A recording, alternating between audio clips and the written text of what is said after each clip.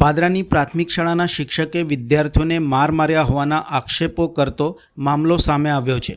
પાદરા તાલુકાની એમબી ઠક્કર પ્રાથમિક શાળાના શિક્ષક યુસુફ શેખે વિદ્યાર્થીઓને ઢોરમાર માર્યા હોવાના આક્ષેપો થયા છે।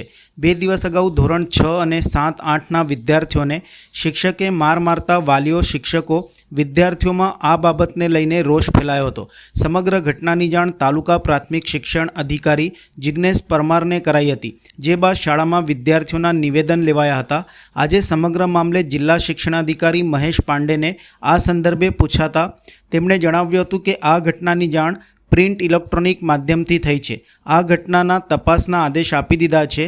તપાસ અહેવાલ આવ્યા બાદ શિક્ષક દોષિત જણાશે તો તેની સામે સસ્પેન્શન સુધીની કાર્યવાહી કરાશે। 7 દિવસની અંદર તપાસ રિપોર્ટ આવશે, જે બાદ યોગ્ય કાર્યવાહી કરાશે। પાદરાની શાળામાં જે ઘટના બની છે એ ઘટનાની જાણ પણ મને પ્રિન્ટ અને ઇલેક્ટ્રોનિક માધ્યમથી થઈ છે।